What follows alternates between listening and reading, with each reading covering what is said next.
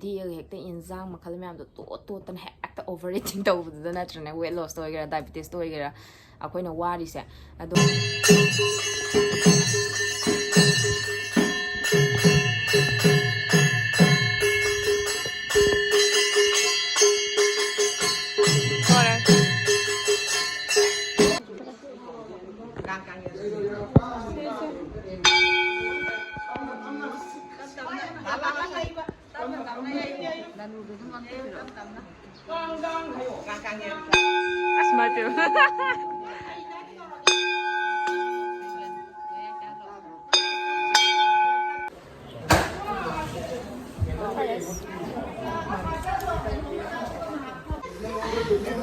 Usuki injang mamse uda chak se di chak dum mam de hin cha roi doi ni chak dum di sang do dum cha doi ni chak si de lam halam doi ni bain tori se injang mathil sav da ware chak se machi lengjadrabani ado myam ai mairen adagi uti gum do cha de ko kitang khudon kitang di tang e ba ko aduga kaino chahau sisu khe di chadre chahau do kitang chathok e yam de bida adom yam na sit na myam cha le du ai din loi dem halam na haudi hawe mathil myam do hello myam mai du sop sa bai su khre dana ko ado myam ngak tumure aduga green tea zim thaken tawbane do green tea yam sari si ingba ngai bo ina sum wa khrai jage bako usop chaba se yai ko myam adum weight loss to gera diabetes to gera adu chari ba khusa do igi chak am ta sa da bi de enjang na ta charak paduni ko aduga weight loss tawning mina mairen chabe ai ko mairen da kana bem yawe ba adu diabetes ki oina di ai mairen do kapcha bai wane ba mairen alu do aduga kano weight loss da zo dum alu kai ga do dum yungi athong ba do dum kitang dum yawe ai ko haidi yamna mak na traso tonga na alu gi mathel alu ngauba alu sa kaina sa dramaksu adum iroma daga kitang yawo khop do dum kitang dum chabe ai ba ko weight loss ki oina di aduga diabetes ki oina di prat kakcha bai wane bai di aduga koina usop chaba su nong phadok ni natra aduna nong phadok sida dum chak tu madum ngasi dum ma phajana dum cha thu ba yai ke shungai de bai na haise ko tawbuda bu ai district diet tawjabane ba aduna pre diabetes lai ba mina su dum usop to dum phajana sa thoke da nong phadok ko hai ga charaga hore dum dang da koina champut kumba kitang charaga adai nonga laga isa do phajana detox water myam thaga phajana detox tawgi tar ga di isa du da kem tawroi ba haidi chaba thakpa je yam haina singna chow hai bai wani tawbuda bu ai gi oina di hojik to strict diet tawbani na chak dum gi chang du da hena charak te ba ko aduga ai gi di diabetes yam wange ba yam wang ba mina di ne charu no ba 90 days se hana ne 90 days se phadana complete ohan ge se bako 90 days sida di am strict diet che tawraga isa je phadana sengdo khise ba adugi matung da di dum nong phado sugar do normal la kan da di dum usop oiro chakau bo oiro na tra adugum da dum phadana chakluk tum dum cha thoga gyan ta na nungdang du da hoina sa salor ba ne isa se yar roi se khangdui ni na khoi di patient ni na adu du na dum nungdang do champut kum ba charaga nongalaga phadana acham banga ta charaga nong ni do ko aduga phadana detox tok thoki ba yai ko me ising aduda green tea ga je thaga adumain tawbe ai aduna 90 days ki manungda aina si taw aina hujik taw jeri si je follow taw bi ba mi yawra demo charuranu cha targa su adum mathela tai do chabiro kaino mairen thong ba charuranu uti jaruranu adagi alu gi oiba yawba pot chabiro nu khir chabiro nu adumai taw biro bako aduga idi chahau di dum kitang changdum du gi changdu chahau du di kitang chasale yam ju pa me ba ado adumai kitang yang chab du ka shukai pote da aduga weight loss tawning ba mi na de dum enjang sing do loi charaga kaino chak to sabi drasu leidana adumai tawbiyo bako mairen du su dum chabe ai ba weight loss ki di kem kai di mairen jam phai bako aduni weight loss diabetes na laise aduga myam card chabai matang daga ngonda facebook daga bad comments ka pibe yawe do moam te laude hojikan je si chabana si pai je loi khangna ba ngak tane aduna dum thiru ba su youtube da kai da su pai ke yawe hojikan da khangai nga tane na aduga aidi moina hairapadu da si poche phai si chaw habdu aidi dum try tawraga chara thaga phai phatte habdu isana khangaga mayam da share tawrak mane ba aduna aina chabi poche phai khangbado ngaktani hu oigada pot poi ga dau cha do no ai sa patient ni ai sugar lei no utli duni ai ngonda pharoi da phaloi da pot tu phabani chaw chaw kama hai do no na tra aduna siuma si bad comments ko maji ignore tawre ai ta su ta roi moi ga manaraga ngangna leiba tal leba ko ꯑꯗꯨꯅ ꯑꯩꯁꯨ ꯎꯁꯣꯞꯇꯣ ꯆꯥꯁꯜꯂꯨꯔꯕꯅꯤꯅ ꯏꯟꯖꯥꯡꯗꯣ ꯆꯥꯁꯜꯂꯨꯔꯕꯅꯤꯅ ꯁꯨꯝ ꯀꯩꯅꯣ ꯆꯥ ꯁꯪꯒꯣꯝ ꯊꯛꯀꯗꯕꯗꯣ ꯊꯛꯇꯕꯤꯗ ꯑꯩꯅ green ꯇꯤꯁꯦ ꯉꯥꯏꯍꯥꯛ ꯅꯨꯡꯗꯥꯡ ꯋꯥꯏꯔꯝꯒꯤꯁꯦ ꯊꯛꯑꯅꯤ ꯑꯗꯨꯒ ꯅꯨꯡꯗꯥꯡꯅ ꯆꯝꯐꯨꯠꯀꯨꯝꯕ ꯆꯝꯅ ꯆꯥꯔ ꯇꯣꯛꯑꯅꯤꯕꯀꯣ ꯌꯦꯔꯨꯝ ꯑꯐꯨꯠꯄ ꯑꯣꯏꯒꯦꯔꯥ ꯑꯗꯨꯃꯥꯏꯅ ꯇꯧꯔ ꯆꯥꯔꯅꯤ ꯑꯗꯨꯒ ꯎꯁꯣꯞꯇꯗꯤ ꯃꯥꯒꯤ ꯑꯩꯈꯣꯏꯅ ꯁꯤꯖꯤꯟꯅꯔꯤꯕ ꯑꯆꯥꯊꯥꯎꯗꯨꯁꯨ ꯑꯣꯏꯜꯗꯨꯁꯨ ꯃꯁꯇꯔꯗ ꯑꯣꯏꯜ ꯉꯥꯛꯇ ꯁꯤꯖꯤꯟꯅꯩꯗꯅ ꯍꯥꯏꯗꯤ ꯏꯟꯖꯤꯟ ꯑꯣꯏꯜ ꯉꯥꯛꯇ ꯁꯤꯖꯤꯟꯅꯩꯗꯅꯀꯣ ꯃꯤ ꯑꯅꯝꯕ ꯑꯗꯣ ꯏꯟꯖꯤꯟ ꯑꯣꯏꯜꯁꯦ ꯑꯗꯨꯝ ꯃꯤ ꯑꯅꯝꯕ ꯅꯠꯇꯦ ꯂꯣꯏ ꯁꯤꯖꯤꯟꯅꯕꯅꯤꯗ ꯃꯐꯝ ꯈꯨꯗꯤꯡꯗ ꯑꯩꯅ ꯊꯦꯡꯅꯔꯨꯕꯗ ꯏꯟꯖꯤꯟ ꯑꯣꯏꯜ ꯑꯗꯨꯝ ꯀꯩꯅꯣ ꯂꯤꯇꯔ 5ꯒꯤ ꯑꯆꯧ ꯑꯗꯨꯝ ꯁꯤꯖꯤꯟꯅꯗ꯭ꯔꯅꯦ ꯑꯗꯨꯗꯨꯅ ꯊꯣꯡꯕꯅꯁꯨ ꯊꯥꯎ ꯉꯧꯕ ꯄꯣꯠꯇꯗꯤ ꯃꯍꯥꯎ ꯍꯦꯜꯂꯦꯅ ꯇꯧꯅꯗ꯭ꯔꯥ ꯉꯥ ꯊꯣꯡꯉꯁꯨ ꯏꯟꯖꯤꯟ ꯑꯣꯏꯜ ꯁꯤꯖꯤꯟꯅꯗ꯭ꯔꯥ ꯑꯗꯨꯅ ꯏꯟꯖꯤꯟ ꯑꯣꯏꯜꯁꯦ ꯌꯥꯝ ꯐꯩ ꯃꯁꯇꯔꯗ ꯑꯣꯏꯜꯁꯦ ꯃꯤ ꯈꯔꯅ ꯏꯟꯖꯤꯟ ꯑꯣꯏꯜꯁꯦ ꯌꯥꯝ ꯌꯥꯛꯏ ꯃꯌꯥꯛ ꯌꯥꯛꯏ ꯑꯗꯨ ꯇꯧꯏꯅ ꯈꯪꯗꯗꯅ ꯐꯣꯔꯆꯨꯟ ꯑꯣꯏꯅꯒ ꯆꯥꯏꯅꯦꯕ ꯐꯣꯔꯆꯨꯟꯗꯨꯅ ꯍꯦꯟꯅ ꯐꯠꯇꯦꯕ ꯃꯁꯇꯔꯗ ꯑꯣꯏꯜ ꯑꯗꯨ ꯍꯪꯒꯥꯝ ꯊꯥꯎꯗꯨꯅꯦꯕ ꯐꯔꯤꯁꯦ ꯌꯥꯝꯅ ꯑꯗꯨꯗꯨꯅ ꯃꯊꯦꯜ ꯃꯌꯥꯝꯗꯣ ꯆꯥꯊꯣꯛꯑꯦ ꯑꯩꯁꯨ ꯆꯥꯕ ꯌꯥꯕ ꯆꯥꯁꯜꯂꯛꯑꯦ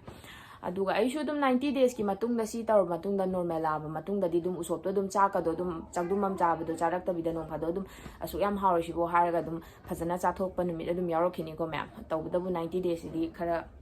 ꯑꯝꯇꯪꯗꯤ ꯃꯌꯥꯝꯒꯤ ꯃꯥꯡꯗ ꯐꯩ ꯍꯥꯏꯕꯁꯦ ꯎꯠꯂꯝꯒꯦ ꯃꯌꯥꯝꯒꯤ ꯃꯥꯡꯗ ꯀꯥꯟꯅꯩ ꯍꯥꯏꯕꯁꯦ ꯎꯠꯂꯝꯒꯦ ꯍꯥꯏꯕꯒꯤꯗꯃꯛꯇꯅꯤꯗ ꯑꯩꯅ ꯀꯩꯅꯣ ꯇꯧ ꯍꯥꯏꯖꯩꯁꯦꯀꯣ ꯑꯗꯨꯅꯤ ꯃꯌꯥꯝ ꯑꯗꯣ ꯃꯌꯥꯝ ꯑꯩꯅ ꯋꯥ ꯉꯥꯡꯕꯗ ꯍꯟꯖꯟ ꯍꯟꯖꯟ ꯉꯥꯡꯕ ꯌꯥꯎꯔꯝꯒꯅꯤꯀꯣ ꯑꯗꯩ ꯌꯥꯎꯕꯁꯨ ꯌꯥꯎꯕꯅꯦꯕ ꯑꯗꯣ ꯑꯩꯁꯨ ꯏꯊꯣꯛꯑꯒ ꯀꯩꯗꯧꯔ ꯉꯥꯡꯕ ꯅꯠꯇꯕꯅꯤ나 ꯍꯥꯏꯗꯤ ꯑꯩꯒꯤꯗꯨꯕꯨ ꯍꯥꯏꯈ꯭ꯔꯕꯅꯤ ꯑꯗꯨꯗꯨ ꯀꯥꯎꯕ ꯑꯗꯨꯝꯕꯁꯨ ꯑꯗꯨꯝ ꯊꯣꯛꯑꯦꯕꯀꯣ ꯑꯗꯨꯅ ꯑꯗꯨꯝꯕꯗꯣ ꯈꯔ ꯁꯥꯎꯕꯤꯒꯅꯨ ꯈꯔ ꯇꯥꯕꯤꯌꯣ ꯑꯗꯣ ꯋꯥ ꯉꯥꯡꯕꯗ ꯌꯥꯝ ꯃꯃꯨꯠ ꯇꯥꯅ ꯌꯥꯝ ꯁꯦꯡꯅ ꯁꯥꯡꯗꯣꯛꯅ ꯍꯥꯏꯗ꯭ꯔꯒꯗꯤ ꯁꯨꯝ ꯍꯩꯅꯗꯦ ꯍꯥꯏꯗꯤ ꯃꯤꯉꯣꯟꯗ ꯈꯤꯇꯪ ꯀꯩꯅꯣꯝꯃ ꯍꯥꯏꯕꯗ ꯃꯔꯣꯟ ꯁꯨꯕꯣꯏ ꯁꯨꯗꯕꯣꯏ ꯁꯤ ꯆꯥꯎ ꯐꯕꯅꯤ ꯍꯥꯏ ꯇꯣꯛꯄꯗꯣ ꯑꯗꯨꯝꯕꯗꯣ ꯑꯩ ꯍꯩꯅꯗꯦ ꯃꯃꯨꯠ ꯇꯥꯅ ꯐꯖꯅ ꯍꯥꯏꯗ꯭ꯔꯒꯗꯤ ꯑꯗꯨꯅ ꯑꯩ ꯁꯥꯡꯗꯣꯛꯅ ꯀꯣꯏꯊꯣꯛꯅ ꯍꯥꯏꯖꯕꯅꯦꯕꯀꯣ ꯑꯗꯨꯕꯨꯗꯤ ꯑꯗꯣ ꯑꯩ ꯌꯨꯇ꯭ꯌꯨꯕꯀꯤ ꯑꯩꯒꯤ ꯁꯕꯁꯀ꯭ꯔꯥꯏꯕꯔ ꯑꯩꯉꯣꯟꯗ ꯀꯣꯃꯦꯟꯠꯁꯀ ꯇꯧꯕꯤꯔꯛꯄꯁꯤꯡꯁꯦ ꯁꯤꯁꯤꯡꯁꯦ ꯌꯥꯝ ꯐꯩꯗ ꯑꯩꯉꯣꯟꯗ ꯕꯦꯗ ꯀꯣꯃꯦꯟꯠꯁ ꯑꯝꯇ ꯇꯧꯕꯤꯗꯦ ꯑꯗꯨꯗꯨꯒ ꯑꯗꯨꯝ ꯃꯣꯏꯅ ꯌꯥꯝ ꯅꯨꯡꯁꯤꯅ ꯑꯩꯅ ꯍꯥꯏꯕꯁꯨ ꯑꯗꯨꯝ ꯇꯥꯕꯤꯔꯛꯑꯦ ꯀꯃꯦꯟꯠꯁꯨ ꯕꯦꯗ ꯀꯃꯦꯟꯠꯁ ꯑꯝꯇ ꯐꯪꯗꯦꯕꯀꯣ ꯐꯦꯁꯕꯨꯛꯇ ꯀꯩꯗ ꯈꯔ ꯐꯪꯕ ꯋꯥꯅꯦꯕ ꯑꯗꯣ ꯌꯥꯝ ꯅꯨꯡꯁꯤ ꯏꯊꯥ ꯊꯥꯖꯗꯅ ꯀꯩꯅꯣ 850-60 ꯌꯧꯔꯦ ꯉꯁꯤꯁꯦ ꯑꯗꯣ ꯍꯌꯦꯡ ꯑꯗꯨꯝ ꯅꯣꯡ ꯅꯤꯅꯤꯁꯤꯗ 1000 ꯌꯧꯔꯛꯑꯅꯤ ꯃꯊꯪ ꯌꯥꯝꯃꯛꯄꯁꯦ ꯈꯪꯗꯦ ꯌꯥꯝ ꯅꯨꯡꯉꯥꯏꯌꯦ ꯃꯌꯥꯝꯅ ꯁꯨꯃꯥꯏꯅ ꯏꯊꯥ ꯊꯥꯖꯗꯅꯒ ꯇꯧꯕꯤꯔꯛꯄꯁꯦ ꯑꯗꯣ ꯑꯩꯗꯤ ꯑꯩꯒꯤꯁꯤꯕꯨ ꯌꯦꯡꯕꯤꯒꯗ꯭ꯔꯅꯦ ꯑꯗꯩ ꯑꯩꯒꯤꯁꯤꯕꯨ ꯃꯤꯅ ꯇꯥꯕꯤꯒꯗ꯭ꯔꯅꯦ ꯀꯥꯏꯅ ꯑꯗꯨꯝ ꯈꯜꯂꯦꯕ ꯋꯥꯈꯜꯗꯣ ꯈꯪꯕ꯭ꯔꯥ ꯈꯜꯂꯝꯃꯦꯕ ꯑꯍꯥꯟꯕ ꯍꯧꯔꯛꯄꯗ ꯑꯗꯨꯗ ꯑꯩꯅ ꯍꯩꯁ ꯃꯁꯤꯗꯤ ꯂꯦꯞꯄ ꯌꯥꯗꯦ ꯑꯩꯁꯨ ꯃꯌꯥꯝꯗ ꯇꯧꯅꯕ ꯍꯣꯠꯅꯕꯗ ꯐꯍꯧꯒꯦ ꯃꯌꯥꯝꯁꯨ ꯐꯔꯁꯅꯣꯅ ꯁꯨꯝ ꯍꯣꯠꯅꯈꯤꯕꯗꯨꯅꯤꯗ ꯃꯌꯥꯝ ꯁꯤꯟ ꯊꯛꯇꯣꯛꯑꯒꯦ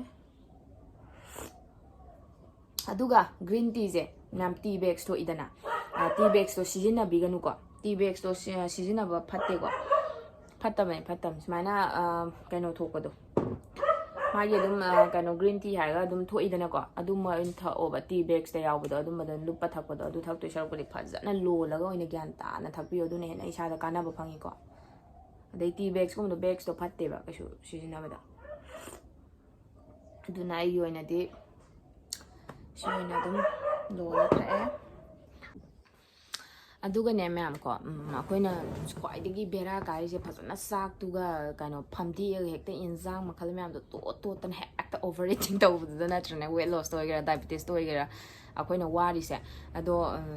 ꯏꯆꯝ ꯆꯝꯕ ꯅꯣꯔꯃꯦꯜ ꯑꯣꯏꯔꯗꯤ ꯃꯋꯥ ꯂꯧꯗꯦꯅ ꯑꯗꯨꯝ ꯇꯧꯕꯅꯦꯕ ꯑꯗꯣ ꯑꯩꯈꯣꯏꯗꯤ ꯅꯥꯕ ꯐꯅꯤꯡꯕꯅꯤꯅ ꯋꯦꯠ ꯂꯣꯁ ꯇꯧꯅꯤꯡꯕꯅꯤ나 ꯑꯗꯨꯝ ꯉꯝꯗꯣꯏꯅꯦꯕ ꯅꯠꯇ꯭ꯔꯥ ꯆꯥꯗꯕꯗꯣ ꯑꯗꯨꯅꯤ ꯃꯌꯥꯝ ꯀꯩꯗꯧꯅꯤ ꯑꯩꯈꯣꯏ ꯋꯦꯠ ꯂꯣꯁꯇꯣ ꯇꯧꯔꯒ ꯐꯖꯅ ꯏꯁꯥꯗꯣ ꯐꯖꯅ ꯃꯦꯟꯇꯦꯟ ꯑꯣꯏꯅ ꯊꯝꯃꯀꯥꯟꯗ ꯑꯗꯨꯝ ꯅꯣꯡ ꯐꯥꯗꯣꯛ ꯆꯥꯗꯣꯏꯅꯤ ꯎꯁꯣꯞꯄꯨ ꯅꯨꯡꯇꯤꯒꯤ ꯀꯠꯄꯁꯨ ꯅꯠꯇꯦ ꯅꯠꯇ꯭ꯔꯥ ꯑꯗꯨꯝ ꯅꯣꯡ ꯐꯥꯗꯣꯛ ꯑꯗꯨꯝ ꯆꯥꯗꯣꯏꯅꯦꯕ ꯑꯗꯨꯅ ꯀꯩꯝ ꯄꯥꯈꯠꯀꯅꯣꯕ ꯑꯗꯨꯝ ꯆꯥꯁꯤ ꯊꯛꯁꯤ ꯂꯣꯏꯅ ꯁꯤꯖꯤꯟꯅꯕ ꯌꯥꯏ ꯇꯧꯕ ꯌꯥꯏ ꯑꯗꯣ ꯑꯩꯈꯣꯏ ꯍꯩꯅ ꯁꯤꯡꯅ ꯆꯥꯁꯤ ꯑꯗꯨꯒ ꯃꯌꯥꯝ ꯉꯁꯤꯁꯦ ꯎꯁꯣꯞ ꯆꯥꯔꯦ ꯈꯜꯂꯣꯕꯀꯣ ꯁꯨꯒꯔ ꯇꯦꯁꯁꯦ ꯅꯣꯡꯉꯥꯜꯂꯒ ꯀꯩꯁꯨ ꯇꯧꯒꯅꯣꯕ ꯑꯩꯅ ꯍꯥꯏꯖꯅꯤꯡꯉꯤꯁꯦ ꯑꯗꯩꯗꯤ ꯉꯁꯤꯁꯦ ꯑꯣꯛ ꯊꯣꯡꯕ ꯆꯥꯁꯜꯂꯨꯔꯦꯕ ꯑꯩꯁꯦꯀꯣ ꯆꯥꯛ ꯌꯥꯎꯗ꯭ꯔꯁꯨ ꯑꯣꯛꯇꯣ ꯐꯖꯅ ꯆꯥꯔꯨꯔꯦꯕ ꯅꯣꯡꯉꯥꯜꯂ ꯇꯦꯁ ꯇꯧꯅꯣ ꯄꯥꯈꯠꯀꯅꯤꯕ ꯈꯪꯕ꯭ꯔꯥ ꯑꯗꯨꯒ ꯆꯤꯛꯀꯟ ꯏꯆꯝ ꯆꯝꯅ ꯊꯣꯡꯉ ꯆꯥꯕꯗꯣ ꯑꯗꯨꯗꯤ ꯑꯃꯨꯛ ꯌꯥꯏꯑꯕꯀꯣ ꯑꯗꯨꯗꯨꯅ